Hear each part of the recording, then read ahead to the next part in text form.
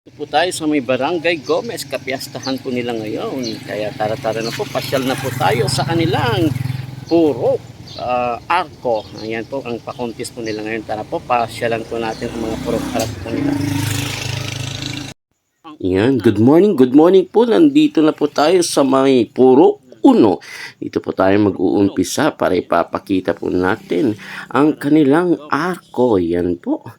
Di po ba? Talagang makikita mo dito sa Barangay Gomez na pinakita po nila yung pagka-artistic po nila. Yan. Nandyan na po ang ating mga kababayan. Oh, kitain nyo po, nagpipintas na nga talagang nagadutin handada. Ayan. O, di po ba? Kita man, oh, gimas nga, nagiimas nga prutas, nagiimas nga makan. Piyastang nga kunada garud apo, ayan.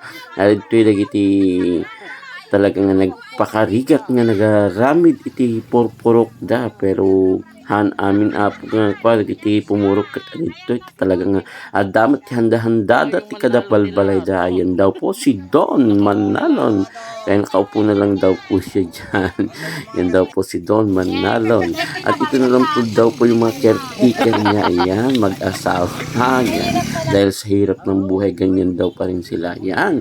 Nandito naman po tayo sa may Purok 2. Ayan. Ang kanilang mga miyembro naman po dyan. Po mga putas-putas na handa po ng mga taga-Purok 2. So, di po ba? Kagaganda. Ayan po, ang ating Purok pergola po arko ng Purok 2. Ayan, talagang may mga payong-payong pa. O di po ba?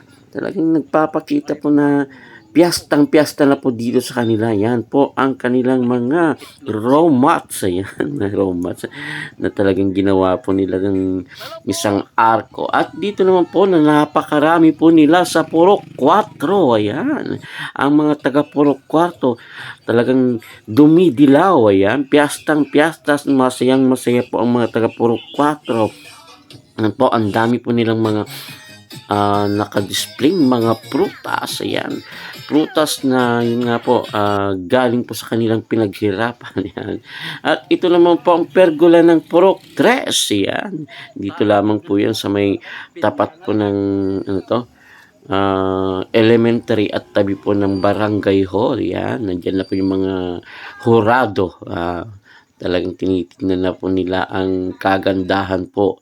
Kasi pakontis nga po ito. Ayan. Ito naman po tapat ng Purok 3. Ang Purok 5. Yan naman po na halos walang katao-tao po dito. Kaya ito naman po ang arko ng Purok 6. Ayan.